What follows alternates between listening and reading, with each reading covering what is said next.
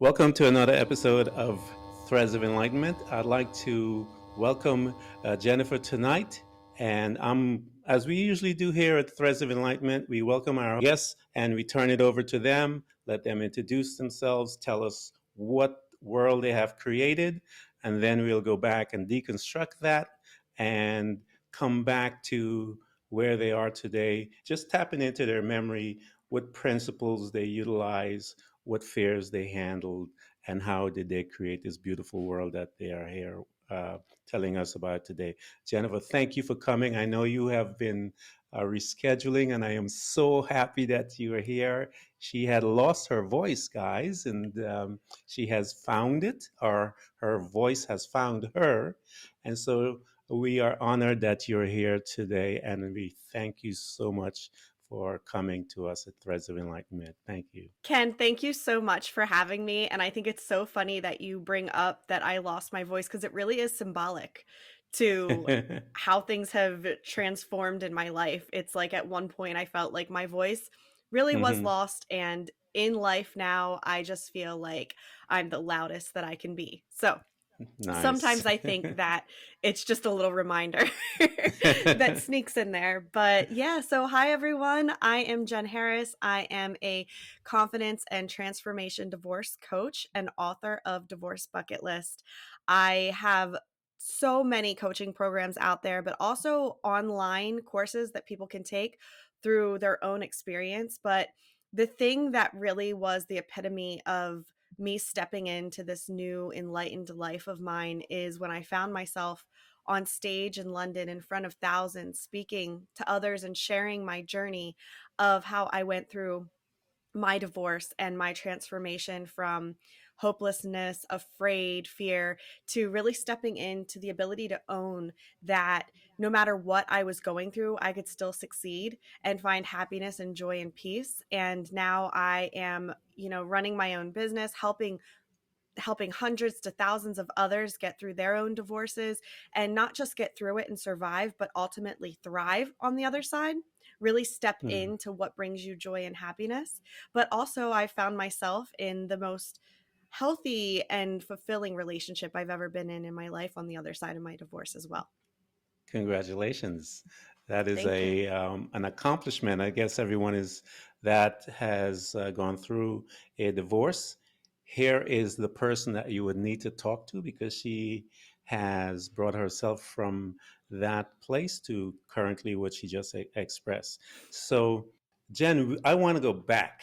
I want to go back. It is my belief that life is always trying to get our attention, giving us little hints here and there. And because we are not awake, most of us are not. Some people are, but I know I was one amongst the stubborn. Um, but she kept knocking on the door, pointing me to stuff. I would talk myself. Oh no, that's not it. All kinds of crazy stuff. But anyway, she showed up in a drastic manner and kind of got my attention there. And I began to ask those questions in my life because I realized this is not it. Can you go back into your life and tap into your memory as to do you remember in retrospect some of those breadcrumbs and the incident that broke you in the sense where your world became dark? And I always tell people that's the most beautiful place in the world. Why? Because creators, we need darkness so that we can start creating. So tell us about where you were and what happened and how did you start to lift yourself out of it. Sure, absolutely. And I agree. Darkness is our friend when it comes to Yes. creation and Yeah. to truly stepping into who we are meant to be. We have to go through those dark places. Mine Yes. were just as dark as many others have been. Everyone's on Hmm. their own journey, but I believe we all do experience darkness at some point in our lives. And for me, what that looked like was as I was a child and growing up, I was surrounded by a lot of death, which caused a lot of childhood abandonment issues for me, just Hmm. in terms of family members and things like that. There were traumatic experiences around that. But then I went on to go to college and ended up after college meeting my now ex-husband. And it was kind Hmm. of a whirlwind of a romance. Now, I don't want anyone to think that I think that a quick romance or a quick marriage means failure, because that's not what I'm Hmm. saying.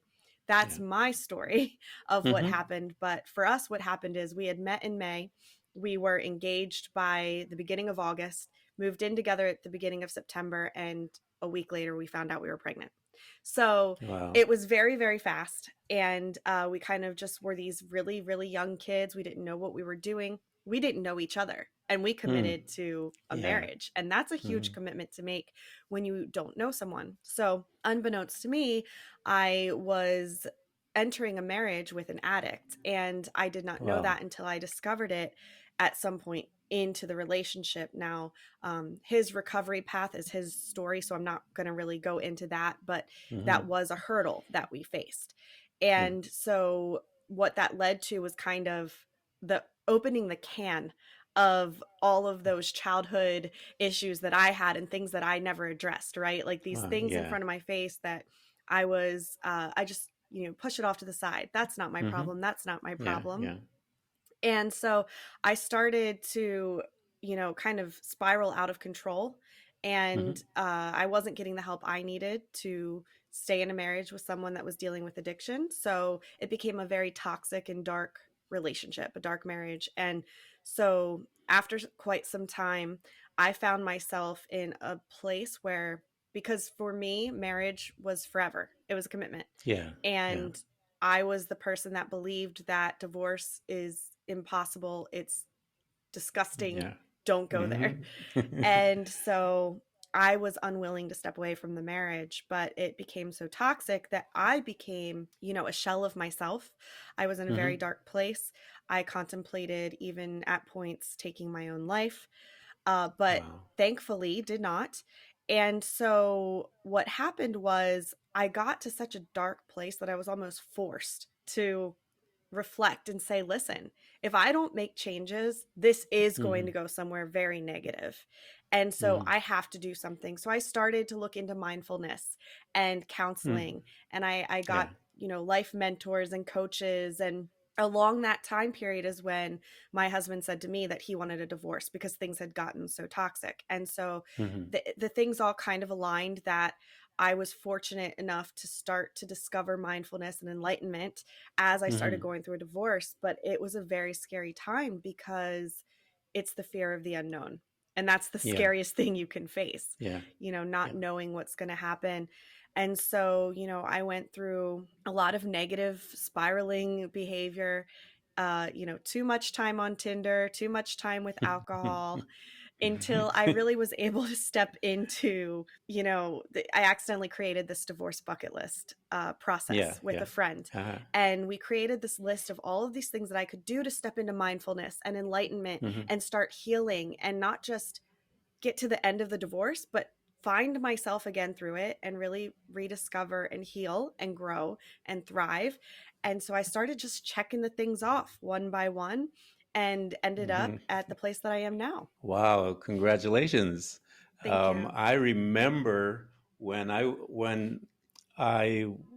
was dealing with my divorce as well, and it was traumatic in a sense because I had my children, had my uh, boys with, and to watch them being in pain was a tremendous humbling experience because I tried my best to hug them and walk with them through that. And it was painful. I remember that. I remember we would spend time on the weekends when they were with me, and I would lay in the bed, and there were four boys, and each one of them would grab a limb and just lay there. We just lay there for hours. And it was really a fascinating thing. But I remember those darkness, and I remember in your days, you had Tinder and all those other Mhm. stuff. In my days, we were straight up bars, Carol. We were going straight to the Yeah. bars. So I did that too. I did all the crazy stuff. And I remember, just as you did, I remember making mental notes to how I was behaving, what I was doing, and all of that stuff. And people would come to me and talk to me about, you should write a book. You should write a book. And I was like, I don't know. I'm not in even the place to do anything. But the process of by which I came out of that um, mess was the title of my book, Threads of Enlightenment. So when you were giving your story, you reminded me because you got yours while you Hmm. were right in it, just like I did. As Exactly. Exactly. It was one of those things where I started to become vocal with what I was hmm doing. And the more I Yeah. talked about it, the more people in my immediate circle were like, wait, I know this person that needs to hear it, or this person that needs to hear about that. And then hmm eventually it turned into speaking to thousands about it on a stage. And after that is when I knew I needed to write the book, because hmm people were coming up to me left and right, and just knowing the impact, people were actually saying to me, this Yeah. needs to be a book, just like Yeah. you Yeah. said people were telling you. And hmm it's just it's great that you can take something negative and teach others, because hopefully it shortens or lessens the learning curve for them. Exactly. And I always tell my kids that the purpose of me giving you the information is that you would not stay an extra day, hour, or minute in that situation. Get out as quickly as you can. In my journey, Jen, I had to learn about the chapters in my book is self-love, solitude, unchecked emotions, forgiving others, attitudes for success, conquering damaging habits, giving of yourself, discovering your gift, how to begin using your gift, power of words. Those are the things that I got. And each one of those for me represented a what I call space, a, a place of location. And when I listen to people, I can locate them in according to those chapters Hmm. where they're at. How did you handle the love of self, the the abandonment issues that you were being forced to face? How did you, as the same time you were learning the mindfulness and you're getting the counseling and that, how did you take some of those tools that they were giving you and making you aware of and begin to learn how to use it for yourself? So I centered everything around my list, my divorce bucket list, quote unquote. Mm-hmm. And that's because for me, lists work. I'm a very type A person. Any if I wake up in the morning and I want to brush my teeth, it's going to be on my to-do list. I'm just kidding. I brush my teeth every day. But it's almost that bad. Like, it has to Yeah, be yeah. on a list for me. And so what I knew is that I was learning all of these things, and I believed them because I saw examples of them working for other people. And I Mm-hmm. knew that if I wanted to incorporate it into my life, that I had to put it on a list of sorts. So what I would do is, as I would learn something, maybe it had to do with, rediscovering myself or building Yeah, confidence, right? Because yeah. especially Mm-hmm. when you go through divorce or abandonment Yes. issues, part of that is Mm-hmm. confidence. And Yeah. when I started learning different ways to improve confidence, I would say, well, how can I put that into it? It's something that I could just do, something that Mm-hmm. I can get out there and do.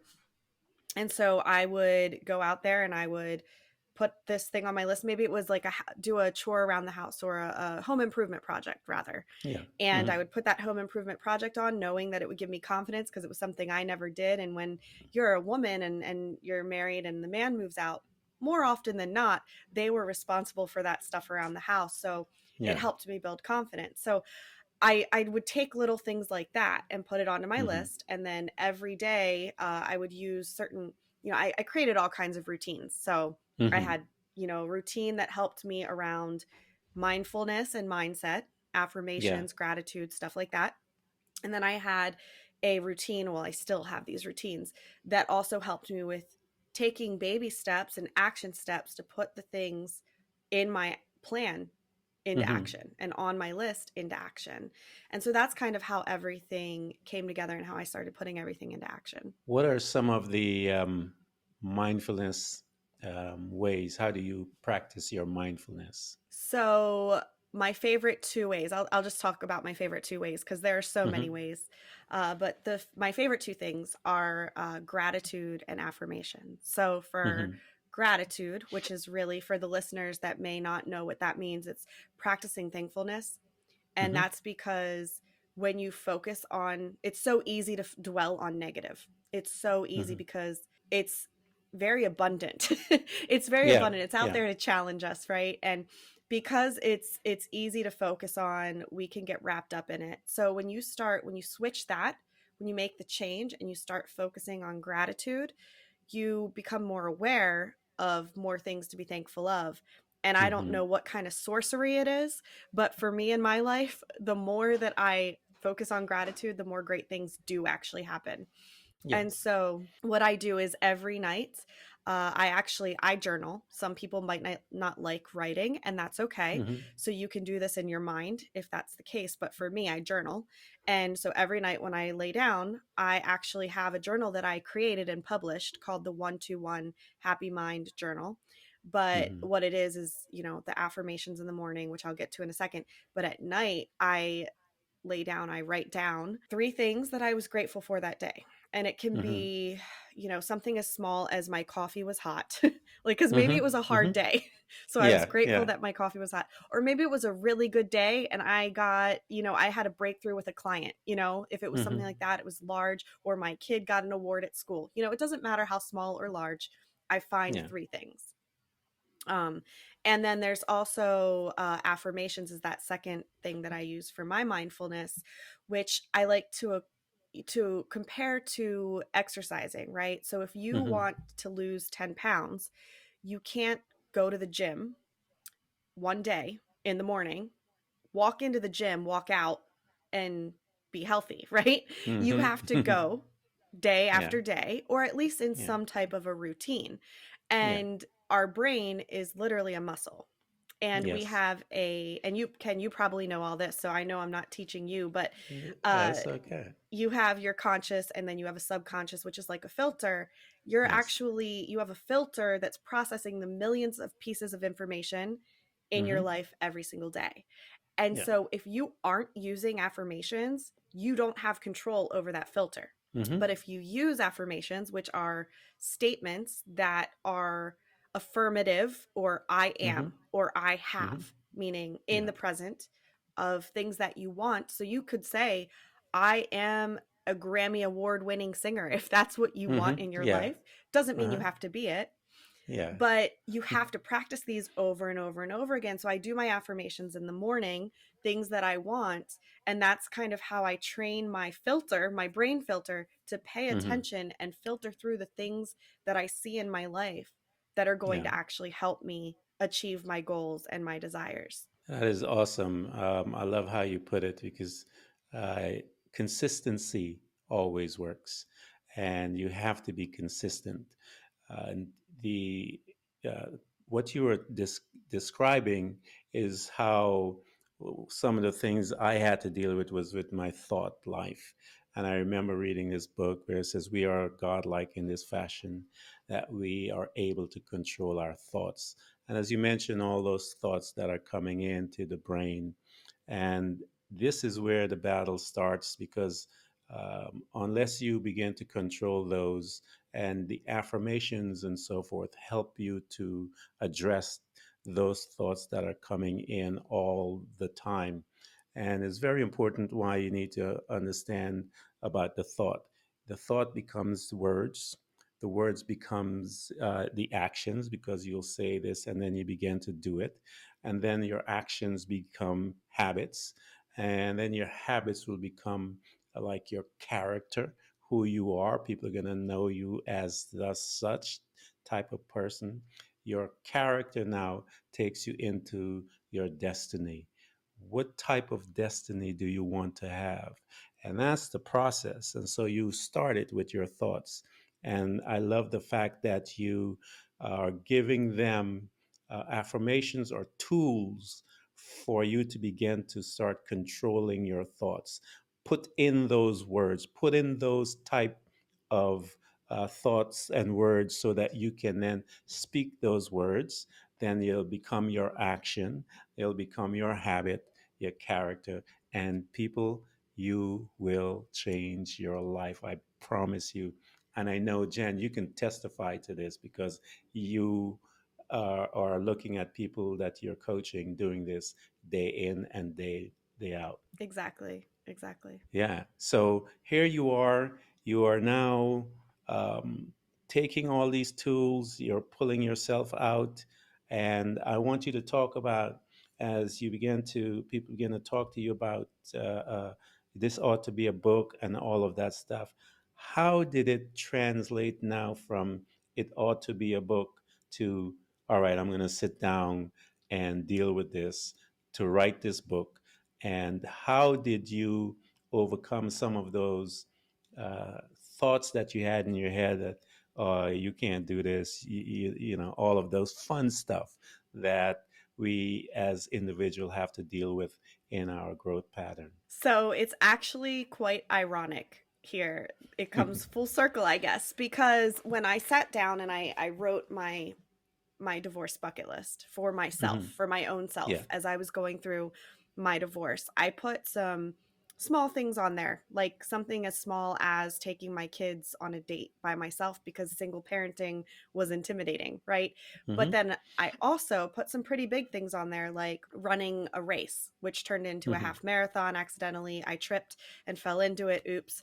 But I Yeah. also I said, what could I really challenge myself? What's something I've wanted to do that I've never done that I could really challenge myself to do? And Hmm. that's kind of what I work with my clients on as they build their bucket list. Is there's Hmm. a whole set of prompts all around empowering and rebuilding and things like that that come from my training in confidence and transformation coaching. But Hmm. I had gone through some of these unintentionally on my own, Hmm. and I put on my list, write a book. Now, I didn't Hmm. know what that book was going to be about. I had no Yeah. Yeah. clue. I thought, maybe it would be about, just a life story. I just didn't know.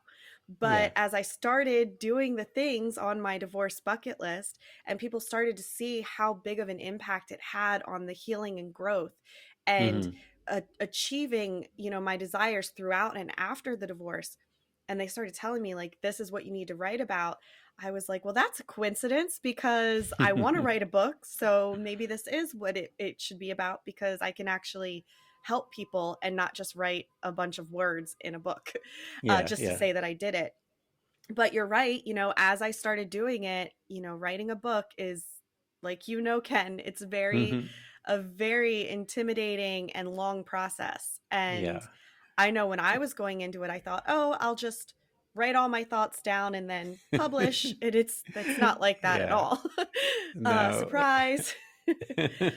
But there were times where I thought to myself, I can't do this. And I will be honest, the book itself probably took me a year and a half to maybe 2 years to write, which Hmm. in hindsight, I'm glad, because I found more value to include because of that Yes. time Yes. passing and learning more as I went. But also because there were times where I talked myself out of the belief that I could do it. I'm not Hmm. worthy of being, Yes. and we tell ourselves that a lot. I'm not worthy Yes. of being a published author. Who am I Yeah. to Uh-huh. say that? There were so many times I did that, but what I had to do was I plugged into, because I had gone through my certification in confidence coaching, I was able to Hmm. plug into a lot of those activities and Yeah. confidence boosting exercises, ways to empower myself so Hmm. that I could just get a little bit of confidence so Yeah. that I Yeah. could actually, move forward with the process. And I Hmm. find that one of the biggest things, cuz confidence and the ability to complete something as large as that comes from competence, or the feeling of competence, knowing you can do it. Yeah. And you only really know you can do something once you try and Hmm. either fail and Yeah. then learn from that failure, or try and then succeed. And Hmm. so I did small things, like I would start with blogging and Hmm. writing articles and things like that until I really felt like, okay, I can do this. And then that's what really got the ball rolling. And I finally sat down and I went from, I think, maybe 5,000 words to 50,000 words in a week. So it Wow. just got done like that because I had worked up the confidence. Yeah, mine was, you mentioned a couple of things, the not worthy, not worthy, not worthy. That's a Hmm. big thing, Jen, that a lot of people are stuck there. A lot Hmm. of people haven't learned how to move from that space. They've been there for 10 years, 20 years, a year. Uh, talk to them, Jen. Talk to them. Give them some brief encouragement and some a little insight to move them on from that space, because I know I was there. That's why I want to stop a little and just encourage them a little at this place, and then we'll move forward from there. But talk to them, Jen, about being right here, about the sense of becoming and being worthy of who you are. I use it this way, Jen. I would tell them that you are a one of a kind, an endangered species. That's how what I did for myself, because I realized that I was an endangered species. I was one of a kind. When I die, my fingerprints is gone, my eye retina is gone. Uh, this energy is gone. And so talk to them right here to try and encourage someone that have been there and don't think there's any way out. I love that, Ken, because I'd say almost everyone in this world at some point in their life has felt that way, Mm-hmm. and being no stranger to it at all. Listen, everyone out there, like, I love what you just said, energy. Everyone out there Yeah. is their own energy. There is not a Mm-hmm. single person in this entire world that, and I might be indirectly quoting, I think, Dr. Seuss here, there is not a single person out there in this world that is more youer than you, right? And that Mm-hmm. is a gift. Do you Yeah. think for any second that it is an accident that you were put here on this earth? Mm-hmm. Nothing happens by accident, whatever you believe in, okay, whether it Mm-hmm. is God or another religion or it's the universe, whatever your belief is, because I know you probably have a vast array of listeners. Mm-hmm. It's important to know that whatever reason you are here, it's purposeful, Yes. and you will not be here forever. Life is Mm-hmm. fleeting. And so, if you sit in your unworthiness, you will never experience the things that you were put here to experience. Yeah. And in terms of experience, there's nobody in this world that has the experience, the mind, the heart, the soul, or the body that you have. And I Mm-hmm. don't care what society says about what that should look like, mind, heart, body, soul. Mm-hmm. Yours is perfect. And you Yes. were given that, and you are the only person in this entire world, universe, that has that. You are worthy of that thing that is calling to you, that thing Mm-hmm. that you go to bed at night and you can't stop thinking about. You're worthy of that because it's in your Yep. brain. You just have Yeah. to find a way to make it happen. And the only way to start stepping out of that feeling of unworthiness is just to take a little bit of action to build a Mm-hmm. little bit of confidence. And so Yeah. it doesn't matter what that thought is for you. Maybe it's something that is large or small. You could Your small action towards it could just be as simple as doing a little research, but Yes. start taking action. You're going to Started. start feeling the worthiness. Yes, absolutely. I love it. Thank you so much for that insight and that encouragement, because it's important. Because I knew personally for myself, I visited there for a while Hmm. and I was able to move forward. And I encourage all of you, move forward. Jen said, get some article, whatever it is, move forward. One step is all that is necessary. And that one step will be one of the most powerful things and decision that you will ever make in your life. Just that one step, it'll change your direction, and also it'll help you to begin to change your perspective. As Jen said, as you do your research, you'll gain the confidence, and what happens, your perspective about that situation changes, and you'll find yourself wanting to get there quicker, and you will start moving forward. Hmm. So now here you are, you have written the book, you are on stage, you are now a confident woman that has gotten past this divorce and this dark place, and you're now creating the space that you are today. Um, Talk about some of the, because this is what I believe enlightenment does to us, Jen. It brings us to a place of servanthood. It is the natural progression of things, is that when you've grown and you've gone to a place, now you're able to reach back to those that need help and guide them to see who they are. It's not a matter of anything else. A coach does is simply to let that person, give them tools for them to begin to start. So don't look at Jan as if she's going to, be a light and fire. You've got to learn to fire up yourself, but she will give you the tools to get you to light that spark. So here, talk to us about some of your the sparks that you have lit, that you it gave you this smile. I tell them this joy that is different when you begin to become a servant. Talk to us about that servant heart once you have gained your courage and you are now able to reach back and help. I think that it's one of the best gifts in the world to go through something traumatizing or challenging and Yeah. then be able to help other people through it. It's Mm-hmm. my favorite thing is to, actually, this sounds crazy. My favorite thing is ending a relationship, ending a professional relationship with a Mm-hmm. coaching client, because that Yeah. means that they have reached that level that they came to me to reach, and Mm-hmm. that they are in this sense of thriving life. Sorry, that they are in this sense of thriving through life and Mm-hmm. just fulfilled again, right? So Yeah. that Yeah. is my absolute favorite thing about what I do. And it's it's so fulfilling to be able to teach. Mm-hmm.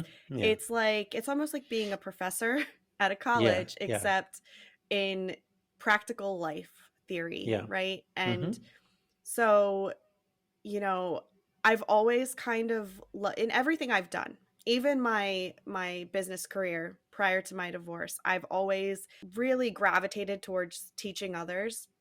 Whether I was the trainer at, Yeah. in my corporate job or something like that, but it's really fulfilling for me to be able to do that. And here's what I envision for the work that I do, the work that you do, Ken, is it's Mm-hmm. a ripple effect, right? Yes. So we Absolutely. go through our experiences, we learn, we shorten that learning curve for someone else, but not only shorten that learning curve, but we're also motivating them and inspiring them through example.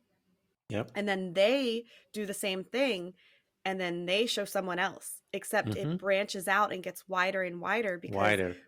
we might touch two people and they touch two people and they touch two Yeah. people, and it just expands. And my vision is this, with the work that I'm doing especially, is Mm-hmm. this ripple effect of people seeing, listen, I can get through a divorce, I can get out Mm-hmm. of this scary situation that I'm in, I Yeah. can get through a divorce that maybe I didn't even want, but I can come out on the other side, I can Mm-hmm. thrive, I can actually have a better life than what I was Mm-hmm. already building, and I can Yeah. live my dreams. I can find my dreams and live them. And then I can show someone else it can be done, and they can do the same thing. Yeah, it is. Divorce is one of the very traumatic.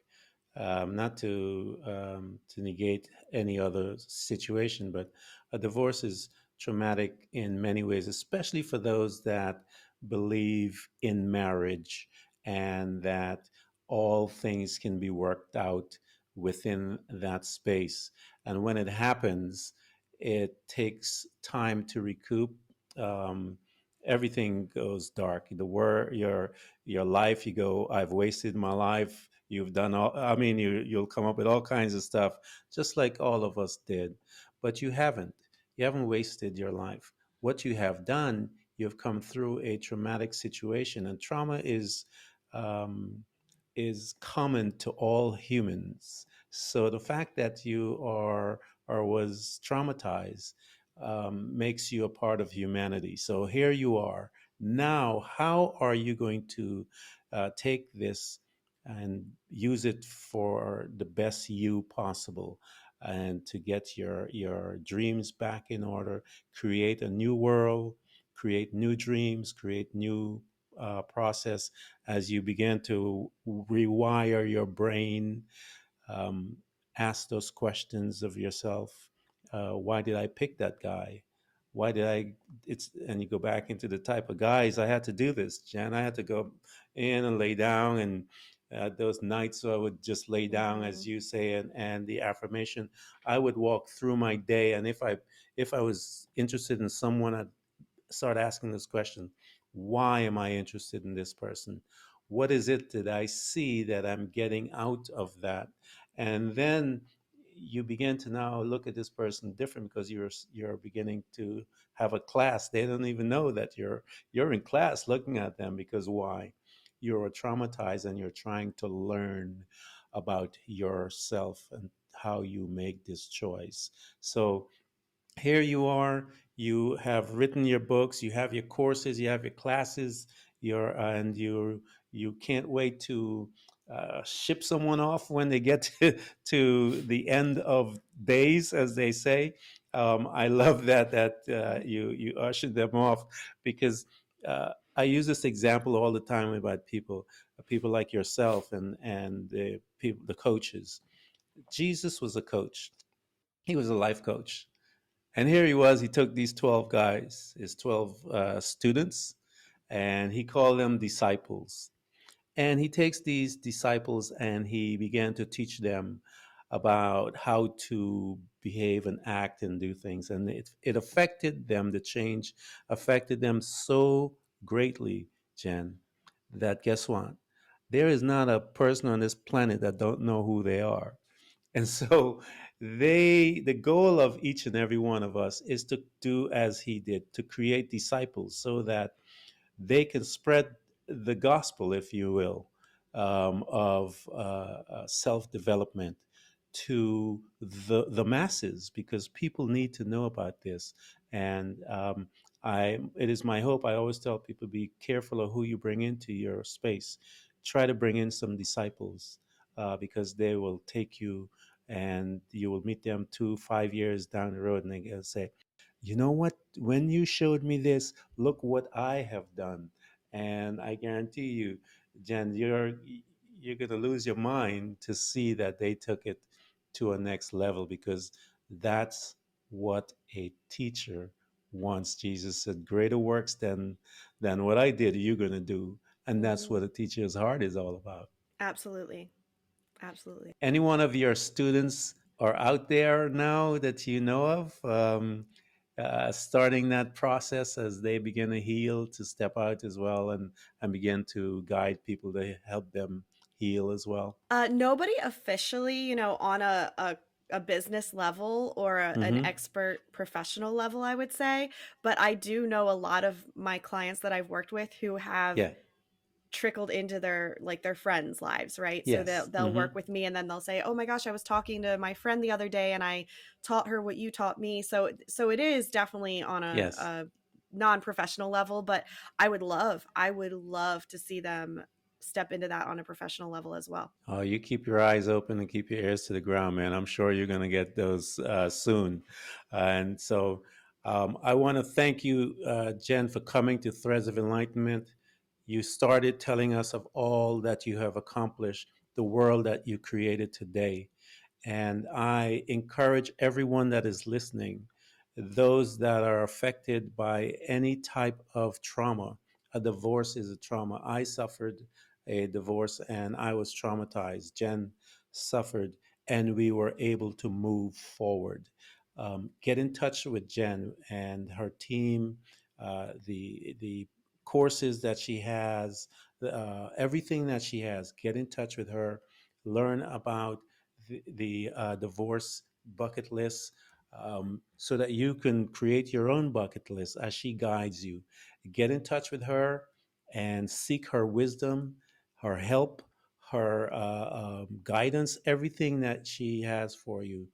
It is my hope that you get to her and do this as quickly as you guys hear this thing, so that she can help you from where you are to move you forward into the light. Thank you. Thank you so much, Ken. Everyone who's listening to this podcast, we hope to continually help you to learn how to embrace moments of darkness, because it is in the darkness that we learn how to develop and use our abilities to truly see those parts of ourselves, often invisible to us, in the light. It becomes your responsibility to navigate through all of your trials to find out who you truly are and begin your journey to loving yourself, which is possibly one of the most difficult things you will ever do in your life. To love yourself and to find the real you, but always remember to enjoy the journey. Thank you for coming by. Please subscribe, and if you can support us financially, we deeply appreciate it.